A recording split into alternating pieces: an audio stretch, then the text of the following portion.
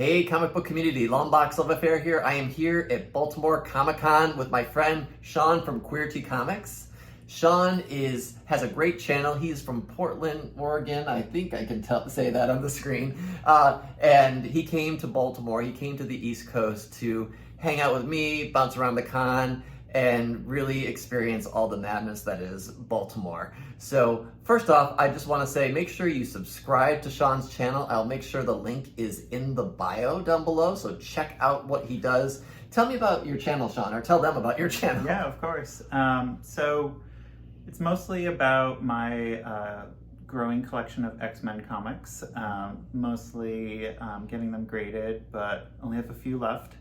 And I also do some pressing and cleaning, so showing the results from those.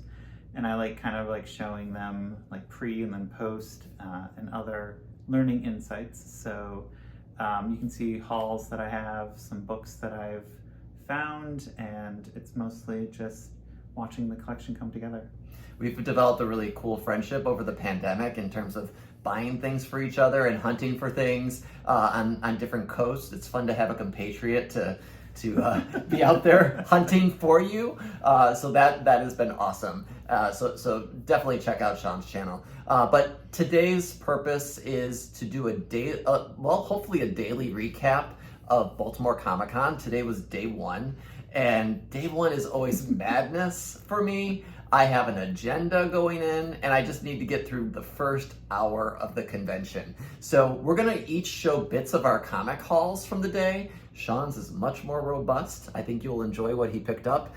Mine is a little bit more sparse, and I'll tell you why, and then I'll stop talking. But I go into the conventions hoping to meet artists. Most of you know that I like to get commissioned sketches from artists that are at conventions. I've had some really great ones, and I've had a couple duds. So this year I went in guns blazing, and I commissioned not one, not two, but 5 artists. And I was successful in getting on the list. I have nothing to show for it yet because the artists are fast at work.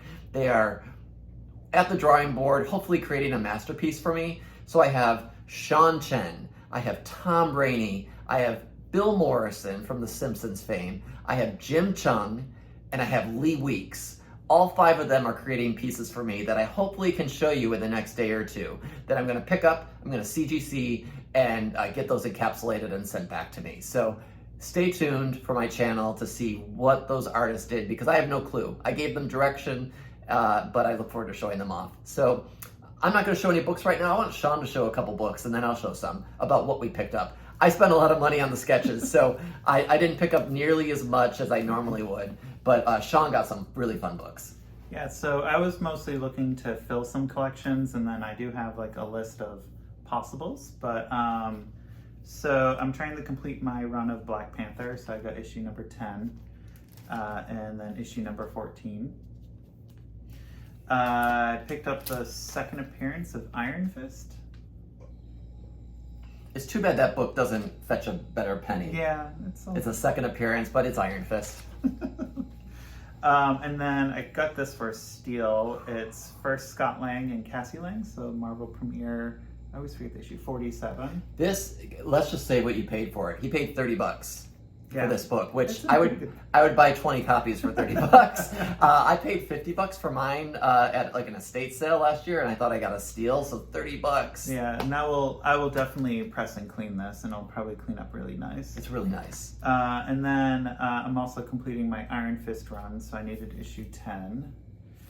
And then I'm getting all the Warlock books, and so I needed the Strange Tales ones, and so Strange Tales 181. And then for X-Men, I wanted to get a higher grade, even though this is one still a little bit lower, but X-Men Annual 1 here. And then I would probably say the big book to purchase was Marvel Superheroes featuring Captain Marvel number 13, which is the first Carol Danvers, also second Captain Marvel. So Captain Marvel. You pulled the plug on this, which I'm glad you did, because this book has been on the wall. Like we've seen this at almost every dealer, and he got the cheapest, but a really nice copy. the cheapest one I think we saw. Yeah. And then this one does have some like tape residue right here, but I can get that off. Yeah. He does pressing and cleaning and stuff, so that I don't even touch my books doing that. He knows how to do it. I have no idea. I think it's important to know that yes, the market has been down, but the convention prices are still kind of high. And we found some deals, but there are definitely cool books on the walls that we just couldn't afford because there were no deals to be had at some booths. Not every booth.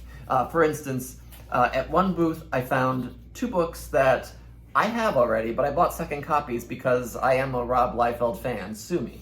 But I picked up Wolverine 154 and 155 for $10 each. So I figured this was not price corrected yet. These are books that since Hugh Jackman announced he was going to be in Deadpool, they have taken off. Liefeld did both of these issues. They're kind of weird. I don't love the story. It's kind of classic Liefeld, but I appreciate the artwork. And for $10 each, I saw these for $20, $25 each. I'm going 50, but you saw $50? Oh yeah. So $50 for these, do not buy it. Like I'm going to be completely honest. Don't buy them for $50. $10, I was like, yeah, I'll take a second copy because I am crazy. I also picked up Marvel Age Annual number 4. This is I thought I had this book. I don't think I do. I'm pretty sure I don't. It's a really nice copy. And it was basically free. I bought this along with this book, Ghost Racers number 1, the Trad Moore variant. I never knew what this book was. I never saw it. It was a complete impulse buy, but I'm a fan of Trad Moore, so I'm very artist driven and sometimes with my covers, and this cover hit for me, and I paid $30 for this, and Carl, the dealer, threw in this. It's also worth noting that all the books I bought were from local guys, local dealers that I go to on a monthly basis at different conventions that are smaller conventions. I didn't really buy anything at the out-of-town folks, not on purpose. It's just I couldn't find anything. Now, we're here for 2 more days. I probably will buy some stuff from them, but all of my stuff today is from local folks. The last book I'll show right now, before volleying it back over, is Avengers Forever, number 2, 3. I did not pay 10, I paid $3. So basically, I paid less than cover price for this. I love this book because it has the first appearance of the Infinity Thing. So it's the Thing from Fantastic Four with the Infinity Stones encrusted in him. It's an alternate version of him. This book has been hot for a little bit. I think it's cooled a little, but it was hot for a while, and I was glad to have a second copy. So let's talk about some other books that Sean from QWERTY Comics got. Yeah, so these are mostly, I like to call them funsies. So just some books that, I do like, might clean and flip, but I'm a big Scott Campbell fan, and so I picked up this Extraordinary X-Men incentive. I think you have to put that closer because I think they will want to see that. There you go. Is that like a 1 in 25? I think do you so. know? I'll look into that a little bit more. I'm trying to complete my Weapon X run of Marvel Comics Presents. I found this is a pretty decent grade of Amazing Spider-Man 200. You paid like $15 for that. Yeah, it's in, for any Bronze Age Spidey, that's great. Yeah, and then this was kind of funny because I pulled it up and the dealer was like, "You got a good deal on that." Dimitri. Yeah. Darkness Zero, Witchblade 10, which is also Darkness Zero. That's the Silvestri variant. You kept on trying to get me to buy the Michael Turner variant, throwing it at me. I didn't want that. I don't like that cover. Yeah, and then this will clean up super well, but I got Marvel Presents Bloodstone 1 for $10, and then Fantastic Four 245, which is the adult Franklin Richards. The adult Franklin? I think adult. Yeah, and John Byrne cover. Nice. So that's your haul for day 1. That's pretty good. No, 2 days left. Yeah, I know. 2 days left and no more money in the wallet. So the last books I'm going to show before we close out are 5 books, 6 books. I can't count. It's like 9:30 at night when we're filming this. I'm tired.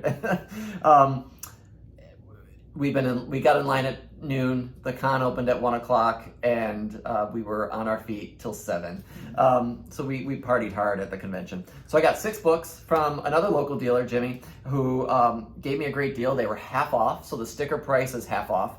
I paid $10 for all of these, so keep that in mind. So it was a great deal. I appreciated that. So he had Guardians of the Galaxy 5, the first Angela in the Marvel Universe. You could say Age of Ultron number 10 is the first, where she kind of broke through the barrier, but she joins the Guardians, or at least enters the Guardians universe in this issue.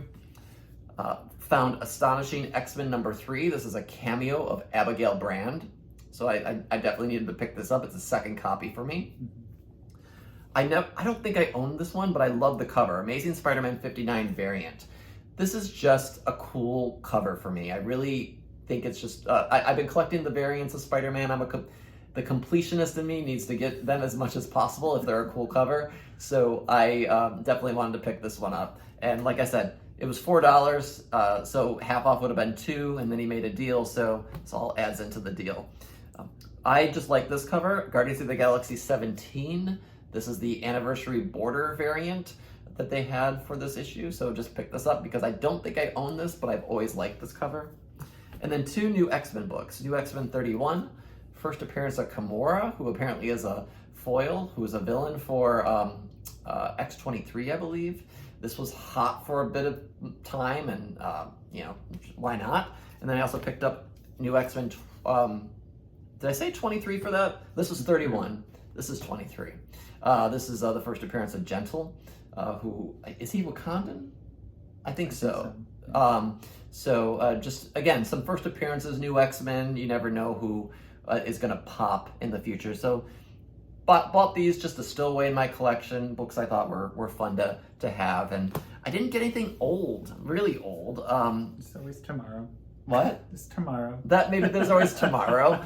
I'm super excited about the sketches. So that I went in with nervous energy. He helped me wait in line for Jim Chung while I was getting Lee Weeks. Then we bounced back and forth. I think you're gonna, if the sketches turn out as I hope they will, I think you will really be in for a treat. I know I will be. So yeah. Anything else? We gotta sleep. We gotta get ready for day 2. Tomorrow's a longer day. Oh, I mean, this convention is busy. I mean, today was pretty chill. Today, there weren't a lot of cosplayers, which is okay by me.